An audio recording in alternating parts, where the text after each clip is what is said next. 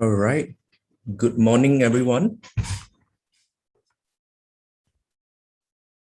Okay, so hi, everyone. My name is Daniel. So I will be the speaker for today's webinar. So just a quick introduction. So I'm actually a fixed income dealer with FSMOne for about 2 years. So we've been dealing OTC bonds for clients on behalf lah. Okay, so once again, thank you all for attending this webinar this morning. So before I start, I just want to thank you all for choosing FSMOne as your #1 investment platform. So today's topic on the webinar will be, is it time to change your bond investment strategy? Okay, so just to start on today's topic, we'll be talking about the macro environment in US and Malaysia. Okay, and the investment implications, what can we do about it? And then we'll be introducing some new concepts to you guys about floating rate bonds. Okay, and then we will be ending the session with some Q&As. Okay, so without further ado, let's get started. Okay, so recently we have been seeing such news and articles saying that, oh, inflation is on the run. The Fed is looking to taper, or the million-dollar question is that, will there be an interest rate hike soon? Okay, so these are the things that everyone is talking about right now. So while in the midst of changing tides, should there be any changes to your bond portfolio? Or if you are new to bonds, is it still a right time to invest in bonds? Okay, so if I'm mistaken, end of August, around 26 to 28 August, there is a Jackson Hole Symposium in the United States. So basically what the symposium is actually about is where all central bankers, most central bankers and policymakers around the world gather to have an open discussion about the current economic matters and economic issues and what the world is facing right now. Okay, so it can be summarized in 3 main points actually. So first thing first, jobs are recovering in the US, but they still have further to go. All right. Second point will be inflation is high, but it is still transitory. So the third thing is also the main topic, right? The major topic out there is that tapering may start by the end of 2021. Okay, but then we shouldn't be expecting any rate hikes soon. Okay. So why do we talk about the 3 things here? Okay, so looking at the unemployment chart and the US inflation chart, look, we have been seeing a spike in unemployment rate and a very low inflation rate during the pandemic season. But right now, looking at this curve here, US unemployment rate has been slowly coming back to has been slowly recovering, whereby inflation is coming up as well. Okay, so what does this mean? So these are actually signs of a recovering economy. Okay, but is that the case? So in the symposium, that the Federal Reserve's chairman Jerome Powell actually stated that the job numbers still have more to go, and inflation numbers are actually still transitory, as only certain sectors recovery led to a sharp spike in the inflation. Okay, so right now in the market, there are actually 2 types of people. We call them the hawks and the doves. So the doves actually expects the economy to remain soft moving forward, meaning to say inflation risk is actually on the downside. Okay, and the hawks actually expects the economy to heat up where inflation risk is on the upside. Okay, but so who is right actually? We never know, right? So it actually depends on the inflation level. If moving forward, inflation level hits above, maintains around more than 3% in moving forward. So the economy will be in a hawkish stance, whereby if the inflation rate hovers around 2% level, it will be on a dovish stance. So the question is, what if the inflation rate falls around the middle range to 2.5% level? Okay, so what does the Fed has to do about it? So right now, actually, based on Jerome Powell's statements, he's actually on a rather dovish stance, and is also in a wait and see situation to come up with some come up with some policies. Okay, so our macro research team actually came up with two inflation scenarios in the US. So first one is actually the central case, and the second one will be the hawkish case. So by saying central, just to briefly explain, the central case actually, our research team actually expects inflation to be soft moving forward, and the hawkish case to be, and they expect inflation to come in rather faster than expected. Okay, so what are the, comparing two scenarios, what are the differences actually? Okay, so for the central scenario, they would expect moving forward core inflation rate to be ranging around to settle down around 2 to 3% level. So right now we are at current inflation rate around 3.38% in the US, and then for the hawkish scenario, inflation is expected to be around above 3%. Okay, so the forecasted 10-year US Treasury yield, which is around 1.29% as of last week, is expected to reach around 2 to 3% over the next 2 years for the central scenario. And as for the hawkish scenario, it is expected to reach around 3 to 4% over the next 2 years. So you can see a huge spike in the treasury yields when it comes to the more hawkish scenario. All right, but both actually have the similar outcome, which is an increase in the interest rates. Okay, so what our research team is actually expecting is actually policy rates will be expected to be increased at least by three times by the end of 2023 for the central scenario, and the hawkish and under the hawkish scenario, they expect a 4 to 5 times hike by the end of 2023. So the hike is actually to cater for the very heated inflation in the hawkish scenario, whereby central scenario we see that inflation might be softened a little. So lesser rate hikes are actually anticipated.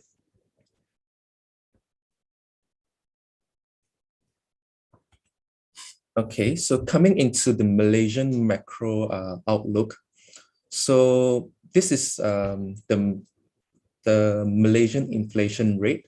So we can see that during the peak of the pandemic, we were at the lowest.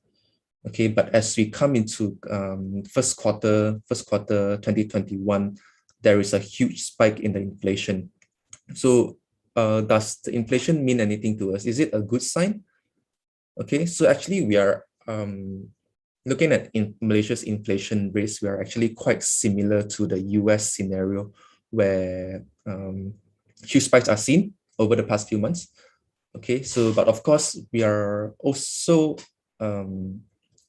see that the inflation is actually transitory, mainly due to two effects. So the first effect will be the low base effect, meaning to say over the last year, prices has deflated due to the pandemic, and the recovery has led a sharp increase in prices, which led to a huge spike in the inflation. Okay, So the second effect is actually the cost push inflation. Okay, so because over the last few months, commodity prices has been rising crazily. Okay, so the increase in commodity prices such as oil, palm oil, has been creeping into prices of the other goods and services, which leads to the inflation, the high inflation as well. Okay, to support the previous slides, on Thursday, 2 days back, in the MPC meeting, Bank Negara Malaysia has actually remained the OPR rate unchanged at 1.75%, where they expect inflation to average around 2 to 3% and soften in 2022. So that's where we are saying that's why we are saying inflation is actually transitory at the moment, as we do expect, even Bank Negara expects the inflation to soften in the next year. Okay, so the only thing that Malaysia will be facing, the challenges that Malaysia will be facing right now is actually what everyone is facing right now in the world. So the which is the Delta variant. So we wouldn't know how little the Delta variant is right now, but we are actually seeing increasing of cases of Delta variants out there, which could dampen the economy as a whole. Okay, so on top of that, what every investor should be aware of is actually they should expect financial market volatility due to adjustments in monetary policy in major economies, so like United States or the Eurozone, because right now everyone is talking about tapering, maybe an interest rate adjustments. Okay, so just to sum it up, we actually expect the OPR, our research team actually expects the OPR direction to remain at the current level, at least until end of next year. So this Bank Negara has also mentioned that they will be committed to remain accommodative until the foreseeable future, in order to aid the recovery from the pandemic. Okay, so earlier just now, I've actually talked about tapering, taper this, taper that. So what is tapering actually? All right, so tapering is when, so before we talk about tapering, we should talk about quantitative easing. So previously, when the pandemic hits, economy was doing very bad. Everyone was not spending. Economy was just dull. Okay, so to support the US economic recovery from the coronavirus pandemic. So previously, the Federal Reserve has been making asset purchases up to 120 billion in monthly they have been making 120 billion dollars asset purchases. So this is actually to support the economy. How does that work? Is actually when the Federal Reserve actually purchases asset, they are actually pumping money into the economy, so stimulating economy by providing more liquidity out there. Okay, so this will probably lead to a lower cost of borrowing for companies to continue to aid them in continue operating. Okay, but when the economy is actually recovering, like what we are actually seeing based on inflation numbers, job numbers, so the Federal Reserve will be thinking, are these supports necessary anymore? Right, so these are the things that they have to take into account to consider. Okay, so tapering actually, in short, tapering actually means that to gradually reduce the the support given to the market previously. So let's say previously they have given 120 billion in monthly, they have been purchasing 120 billion assets monthly. Okay, but then moving forward, if they do into a taper, they might reduce it to 100 billion per month, then slowly reducing it down to 80 billion per month. So that is up to them to decide the magnitude of the taper. Okay, so but there will be an issue here. Withdrawing the support too quick, it will spook the market. So this fear is actually what we call a taper tantrum. So this is the taper tantrum is where investors fear that the support to the economy is stopped, all right, causing yields in treasury bonds to spike due to bond investors actually have a fear that oh, treasury is no longer being supported, so they actually will be panicked and to sell it off. So once there is a sell off in the market, it will depress the bond prices, pushing the bond yield up. Okay, but are we actually expecting any taper tantrum this time around? Because taper tantrum actually happened back in 2013. Okay, so it has a huge impact on has a huge impact on the market. So the possibility of taper tantrum this time around is actually quite minimal, we would say. This is because the Federal Reserve has been communicating well to the market. They has been continuously hinting to the market, oh, we are actually going into a tapering soon, but we don't know when. Okay, so they have been just hinting it continuously to the market that market is actually expecting it. So we would say the reaction to this time's tapering wouldn't be huge of an impact. But of course, it still depends on when the Federal Reserve announces the tapering. So if it comes faster than expected, because what they are saying is actually to start tapering by end of this year, but if it comes too quickly, then that might spook the market as well. Okay, so it really depends on how the Federal Reserve conveys the message to everyone. Okay, so looking into tapering, what would be the impacts of tapering to Malaysia? Okay, so the possible scenarios that we could think of is actually Malaysian government securities prices will fall due to the foreign outflow by foreign investors. So because tapering actually will make their local treasury yields actually more slowly become more attractive. Foreign investors, let's say foreign investors from the US, they are actually shifting their investments back to their country to get higher yields. At the same time, by investing in their own local currency, they wouldn't have to be exposed to foreign exchange risk. Okay, so secondly, since there is a foreign outflow, there might be a depreciation in the ringgit. So this would make imports more costly actually. Okay, and then the third scenario would be actually for the stock market, we would say that there will be a muted impact on stock market because previously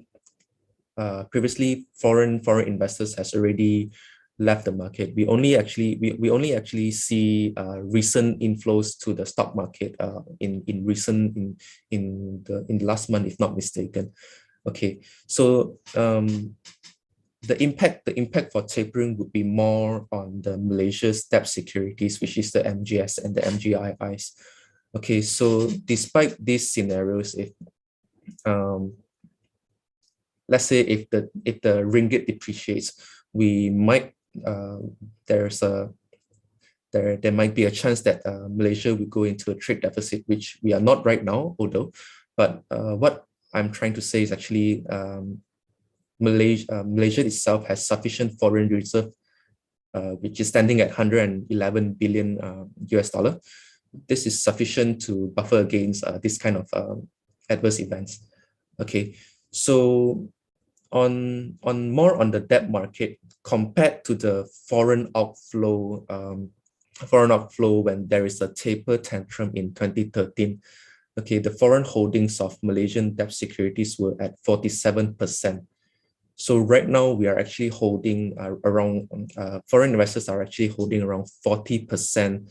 So we would say the impact wouldn't be as huge as before. Okay, but what we are actually trying to say is we can see that the foreign investors flow can be really sensitive and highly reactive to global market sentiments. Okay, on the other hand, the last thing is that even let's say there is an outflow in foreign investors in the MGS, but we do have actually local banks to continue to be committed to provide support to the papers. Okay, so what can we do under these scenarios? Okay, so by saying tapering, we're not actually saying that, oh, the Fed will be increasing interest rates. So there are two separate topics actually. So tapering is tapering, increasing interest rates will be a different thing.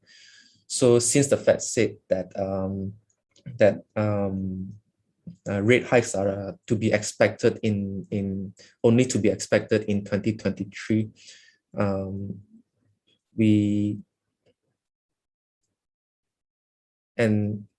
so since rate spikes are actually expected to be around 2023, so we would say yes, we might be expecting a rate hike soon. So this might have an impact to your bond portfolio as a whole, right? So investors actually should go when investing in bonds at this point of time. We are actually in the midst of changing tides, right? So investors should actually go for medium duration bonds instead of going too long. So if you go for too long in the duration, the changes in interest rates might have more impact to your bond portfolio. Okay. On the other hand, what can we do is actually, if we are expecting a recovery, we can actually invest in high yields. Okay. So why invest in high yield? Why do we look into high yield when recovery is expected? Okay, just let me do a quick example here. So the chart on the left right here is actually where global financial crisis occurs around 2008, 2009. So you can see it on the yellow line is actually the S&P index, the S&P index okay, and then followed by the blue line right here is actually the index of corporate high yield index. So it actually tracks the whole universe of the corporate high yield bonds. Okay, so when the GFC hits, right, high yield bonds performance plunge together with the index. Okay, but looking at these two, US Treasury yield and the AAA corporate bond index remain pretty resilient, remain pretty stable during the GFC. This is because during the GFC, everyone rushes their money into the safe havens. So no one wants to take risks and invest into high yield bonds. Okay, right now, but as time goes on, when recovery is expected, so as high yield bonds will continue to do better as well, because they are expecting companies to actually do well. Investors can actually expect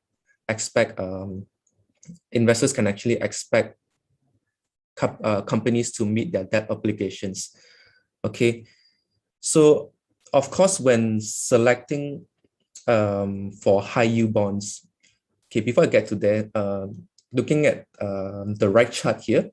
So this chart is actually showing the recent event that is happening to everyone in the world right now, where pandemic hits. Okay, so similar, the yellow line is the S&P index, followed by the blue line, which is the high yield index. So in both scenarios right here, we can see similar trends where recovery is slowly coming into the picture, where people starts to have more confidence, and starting getting used to how the new norm works. Then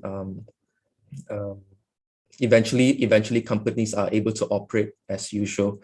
Okay, so of course, when selecting for high yield bonds, investors always have to be cautious, right? By saying high yields, we don't mean by distressed bonds that are actually companies that are in trouble, companies that are in trouble, having trouble with their cash flows, having excessive debts.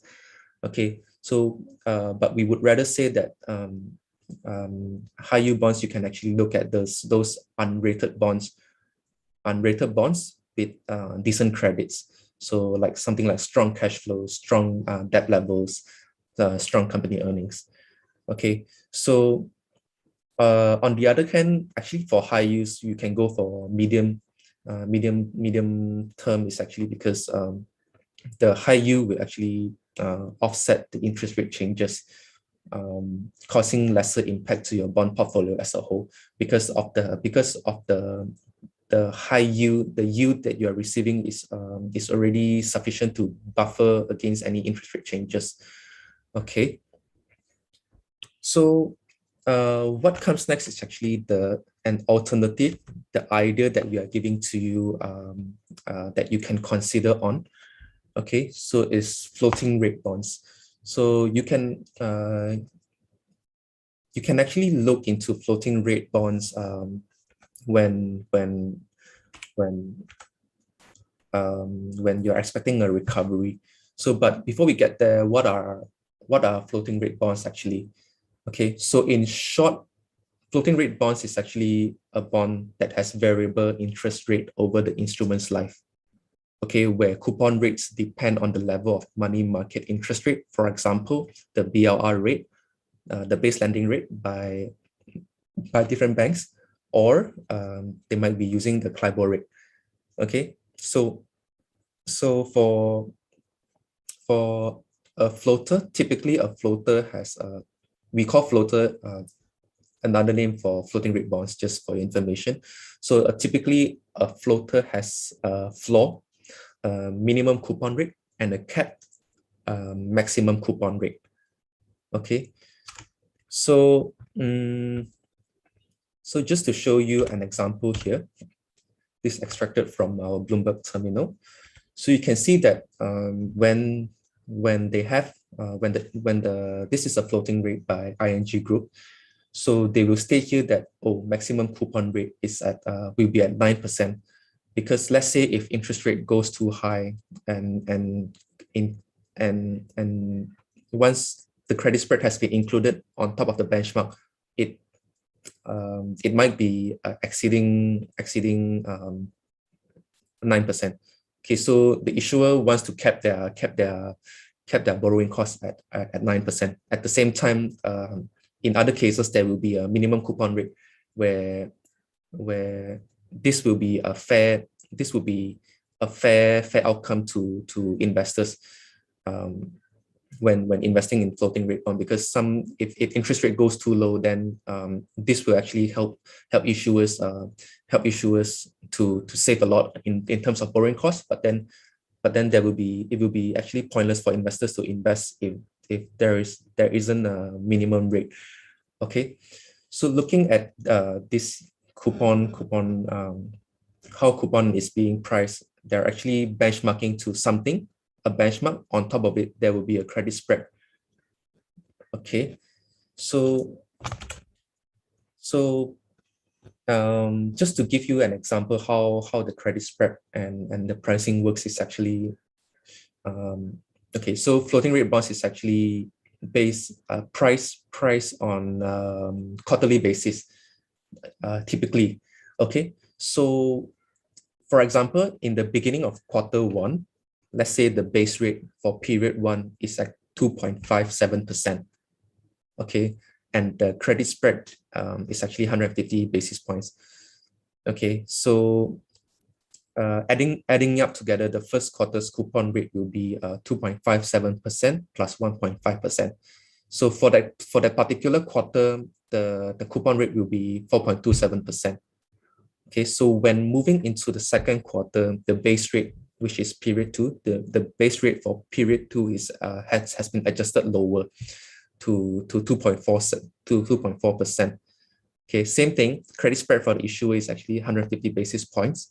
So hence the second quarter, sorry, there's a typo here. The second quarter's coupon rate will be at 2.4% plus 1.5%, which totals at 3.9%.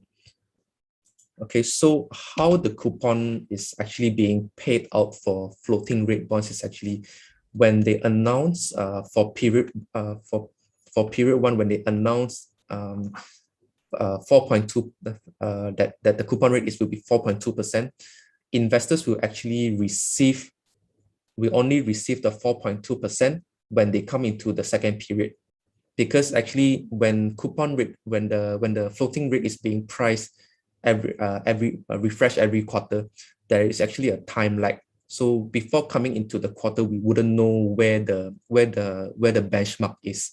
That's why there is a lag in the cash flow right here. So yeah. Okay, so why look into floating rate bonds? Okay, so when recovery is expected and the economy is actually expected to do well in the future, the possibility of a rate hike will increase to ease the heat of the inflation. Okay, so but the increase in interest rates will be an issue if the investors are having a long duration portfolio.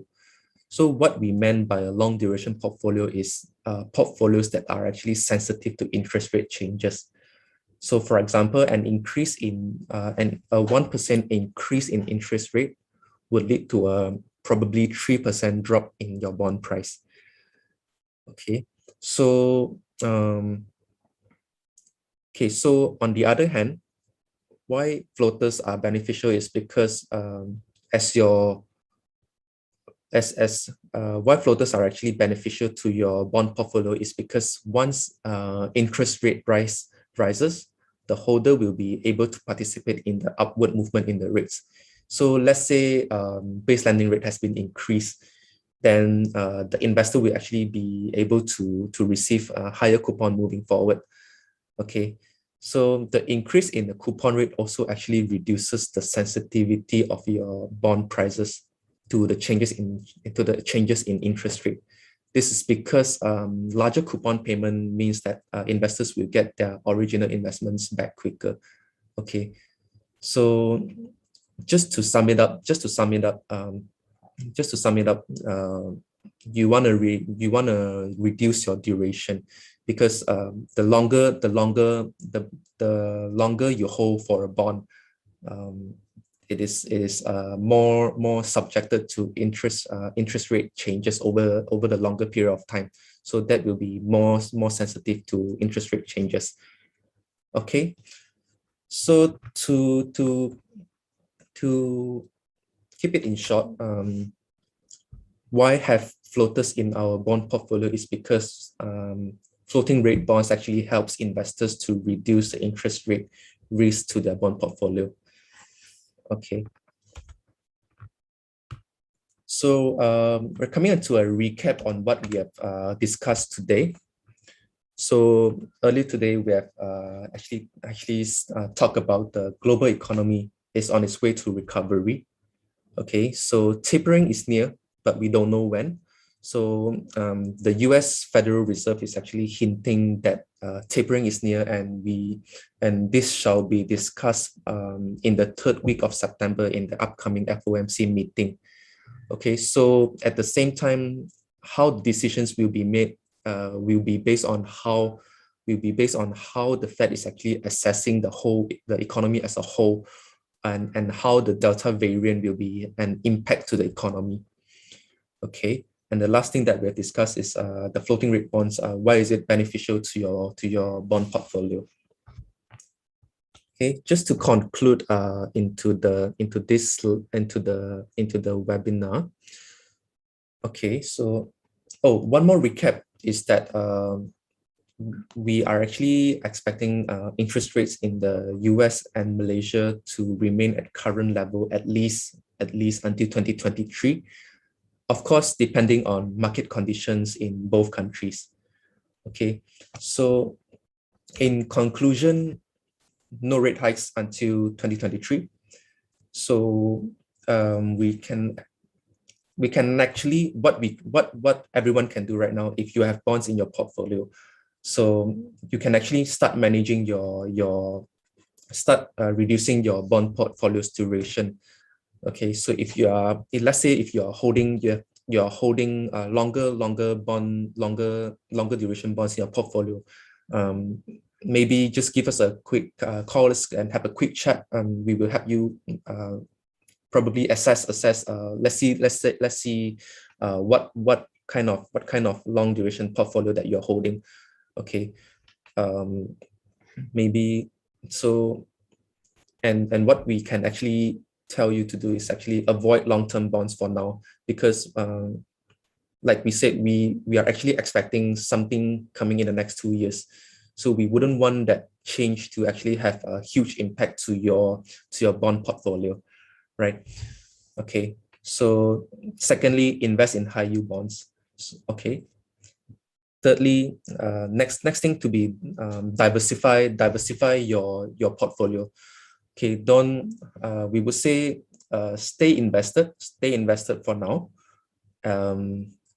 Add bonds to your portfolio, as we actually see bonds giving good diversification for a portfolio and providing you cash flow stability. Okay, and at the same time, most importantly, be cautious when it comes to investing. Know what you have to understand the risk before you take it. Okay, so end of the day, we actually do expect recovery to come in in the near future, because people are actually optimistic. Eventually, vaccines will be getting better, and we will know how to deal with the current situation right now, and being used to the new norm. Okay, so as for newer investors, just for your information, on our platform, you'll be able to invest in bonds from as low as 1,000 nominal value and 5,000 nominal value. It depends on what bonds you buy. It depends on what bonds you look at. Okay, so yeah, we do believe that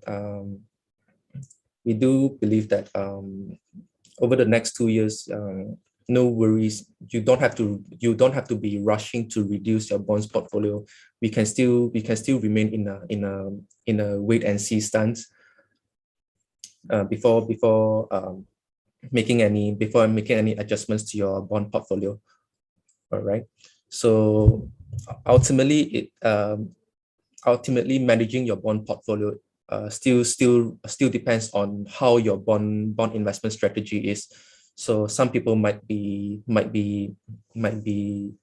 buying bonds and hold till maturity, and some people might be trading bonds.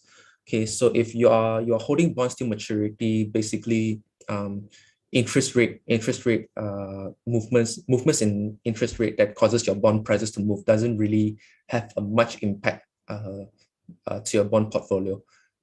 Okay, rather than rather than those that are actually trading, buying and selling actively. Okay, so here are just some few bond ideas for you to ponder on. So the first bond that we are actually showing is actually a bond by Tropicana Corporation Berhad. So this is a ringgit bond.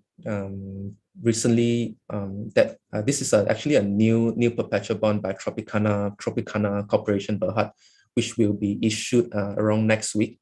So it is a perpetual bond, non-callable for 5 years. So technically, it is a 5-year bond. It is Sharia compliant. Bond rating is stable, rated A by Mark, and coupon rate is at 6.6%. Okay, so for more information, of course, you can log into, you can head to this website here.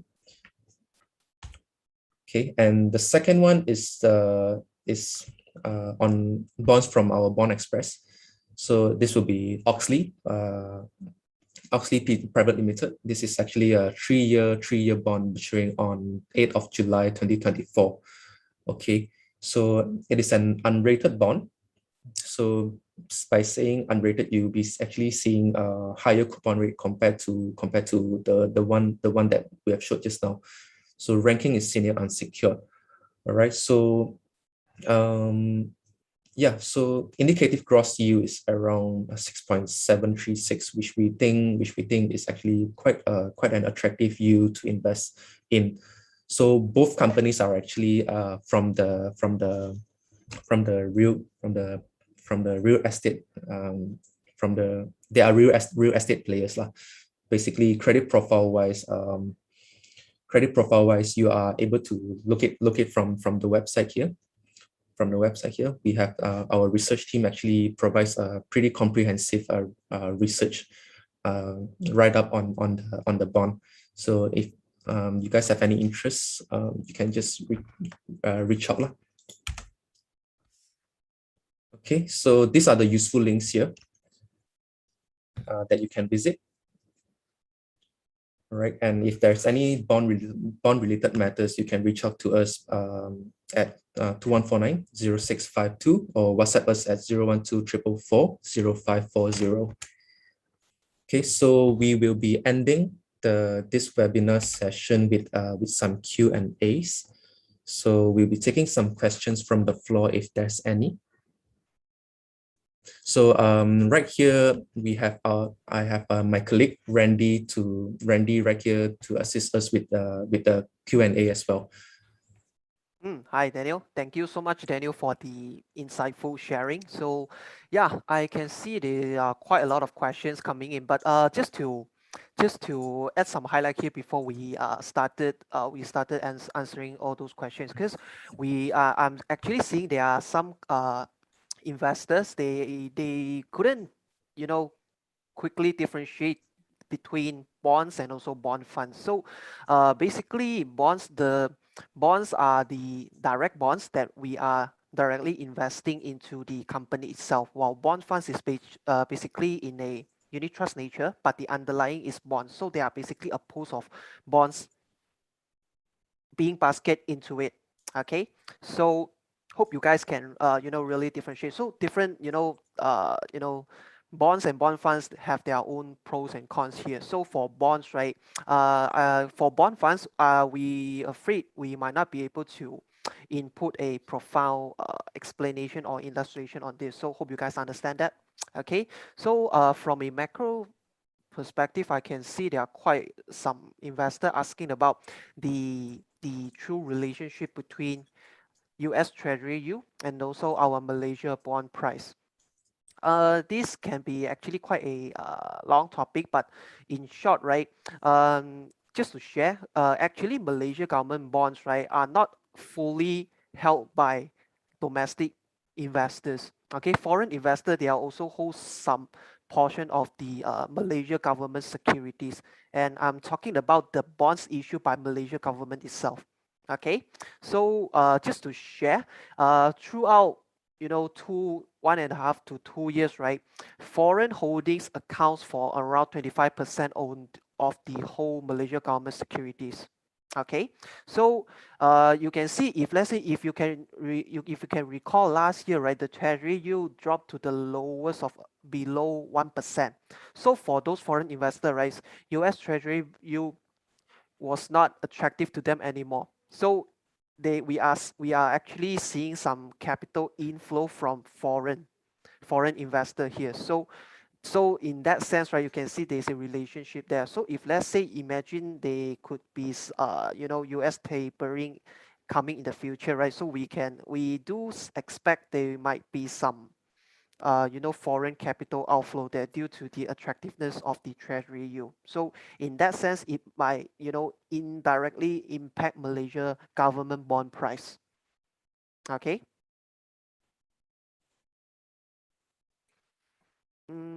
And also, secondly, I also seeing some investor asking about the difference between floating rate bonds and also perpetual bonds. So perpetual bonds, technically, it has no fixed maturity date. So for perpetual bonds, right, the company can actually decide to whether they want to redeem back the bond on the what we so call the call date or not. Okay, so if the company choose not to, right, then the bond will just keep existing throughout the period until they make the redemption. But for floating rate bonds, right, the coupon rate actually depends on the prevailing interest rate quoted by the central bank.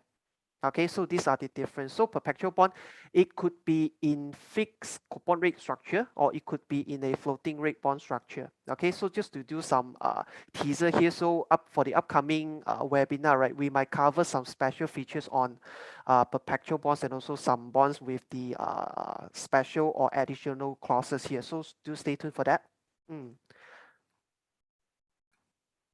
Daniel, you seeing some questions that you would like to take over? Yep. So actually seeing a question here saying floating rate bonds equals to perpetual bond. No, floating bonds are floating rate bonds, and perpetual bonds, they are two different things. So floaters might have a maturity date. Might have a maturity date. Normally, if not mistaken, that will be a short maturity. Okay. So do we have any floaters on our platform? Unfortunately, we would say floaters. We are actually introducing floaters as an idea to you guys to ponder on. So on the other hand, sadly to say, Malaysia's bond environment doesn't actually trades a lot have a lot of floating rate bonds out there that are actively traded.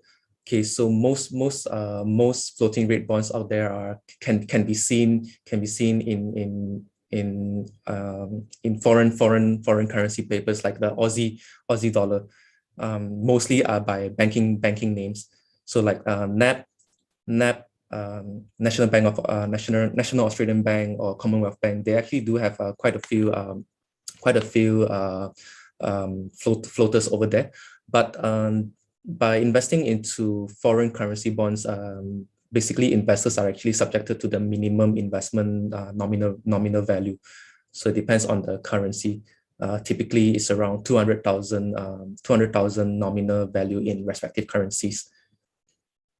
Yep, correct. And also from what we are experiencing, right, the floating rate bond that we are seeing in Malaysia denomination are mostly the commercial paper, meaning those maturity less than 1 year. So in terms of market efficiency, definitely those developed market, they do well better than Malaysia. So we can see some, like Daniel mentioned, Aussie bonds, they have some floating rate bonds due to their central interest rate, close to zero, right? So it will be more attractive for them to issue floating rate bonds.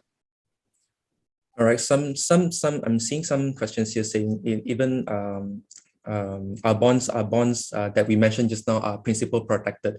So basically, bonds, the product itself is not principal protected. Okay. So it's not covered by PIDM. So your principal that is being invested is actually determined by are the issuers able to repay their debt obligations by the end of the day. All right. So if they are not able to repay, then there is some restructuring has to be go on lah. Mm.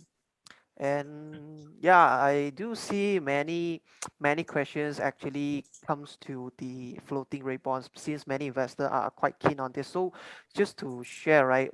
Okay, so there are some clients who want to see, please confirm on the floaters give interest rate protection. Okay, so the difference between fixed coupon rate and also floating rate bonds, right, is that floating rate bonds help you to hedge the interest rate risk, because floating rate bonds, they just follow the prevailing interest rate, right? While the fixed coupon rate, once it's fixed, right, then this will be the interest rate that you'll be getting throughout the period, just like the Tropicana Corporation bond that Daniel shared just now. So the coupon rate has been fixed at 6.6%. So throughout the 5-year investment period, right, you will just receiving the 6.6% sort of the interest of your invested principal. Okay, while for floating rate bonds, right, it just follows the market prevailing interest rate. So you are technically hedging the interest rate risk. But in terms of their bond price fluctuation, right, the for I would say for corporate bonds, the main drivers for the bond price will subject to the credit profile of the investors and also the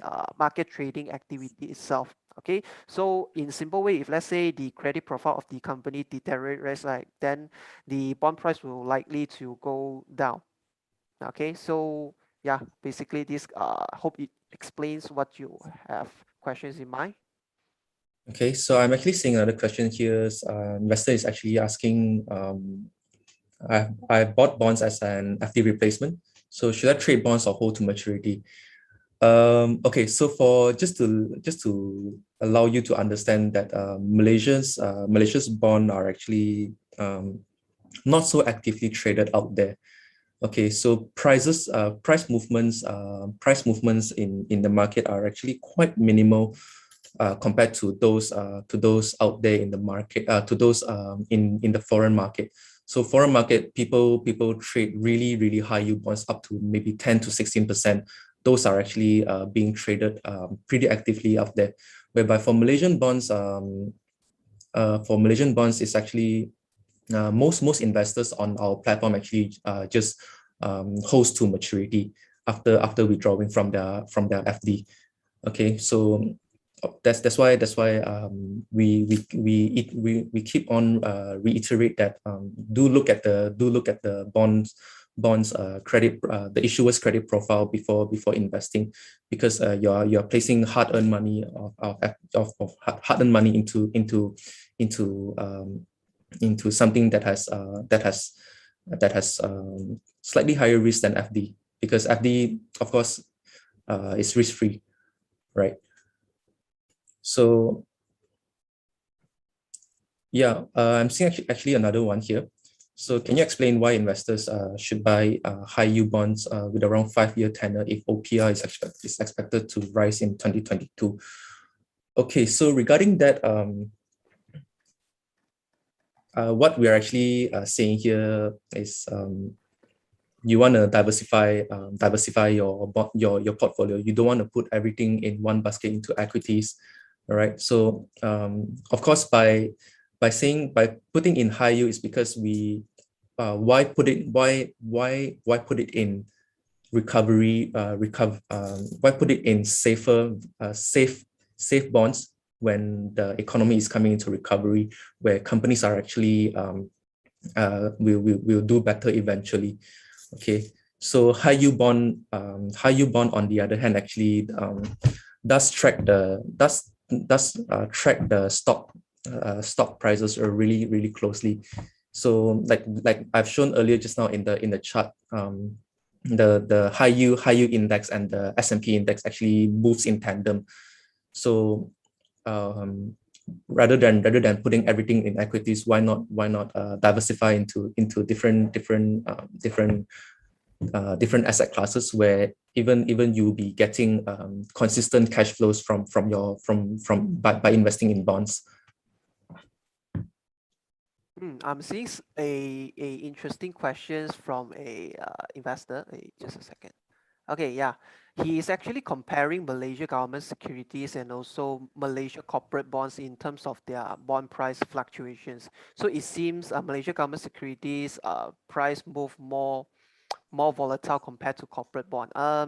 In that sense, I agree on this because Malaysia government securities are the what we so call the corporate are comprised of the what we so call the benchmark yield, which is subject to the interest rate risk. Okay, while for corporate bonds, right, the coupon rate or what we so call the yield, right, comprises of the what we so call the credit spreads, which is the credit profile of the company. So the higher the risk, then the higher the yield that company have to compensate to investor to endure the credit risk inside. Okay, so if let's say so from that point, right, you will see corporate bond prices wouldn't move that much unless there's some big changes in the company's profile in terms of their financial performance. Okay, so one of the example I would say is if you notice on our bond express, right, you see there's a US dollar bond issued by Serba Dynamic. So as we all know what has been happened to Serba Dynamic company itself. So you can see from the bond price, right, it moves in that sense also quite significantly compared to other corporate bonds. So all in all, it would just depends on the for corporate bond price, right? It would just depends on the credit risk of the company itself. While Malaysia government securities depends on the interest rate risk and also the trading activity, because Malaysia government securities are well actively traded compared to corporate bonds. Mm. Yeah, we unfortunately due to the time constraint, I think we can still answer two questions. Shall we, Daniel? Yep. Okay, so right, to answer a question by our investor here, are we okay to buy bonds on our platform? We normally don't do GTC or GTD orders. So bonds on our platform are actually traded live. So you can actually hover to the website under the Bond Express tab. So once you purchase, it will be immediately reflected into your bonds portfolio upon payment.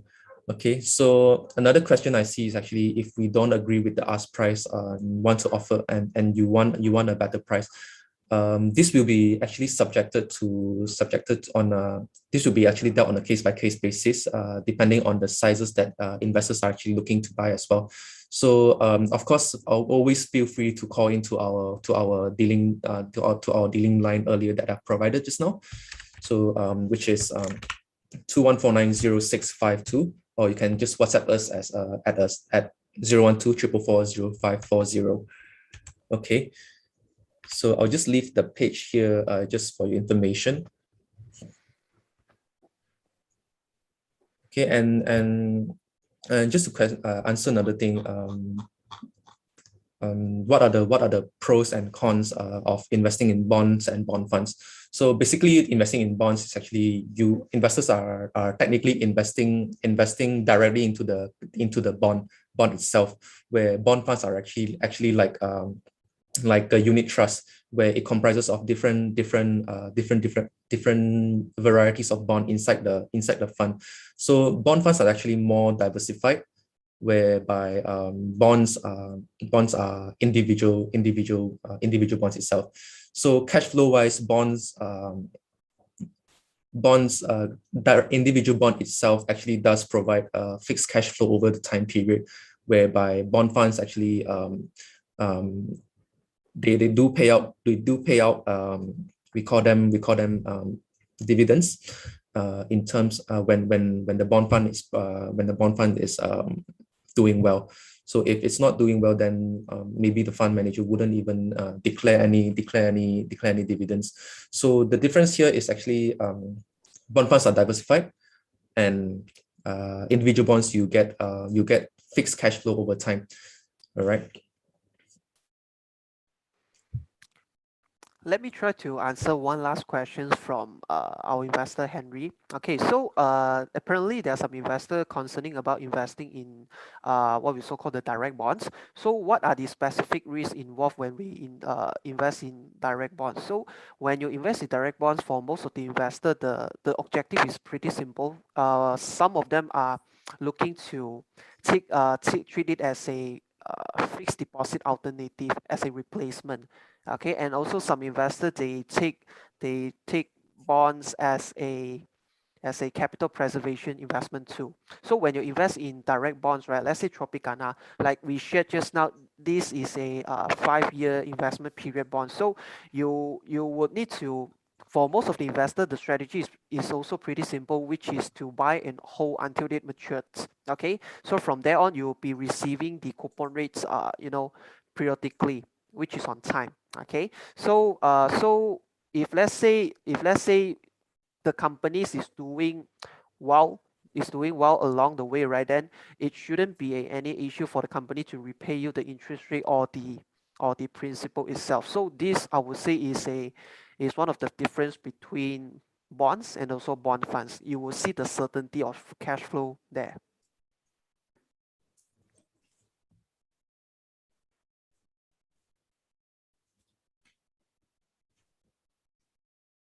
Okay. I guess I think if you guys have any other questions, do feel free to drop your queries to investhelp.my at fundsupermart.com.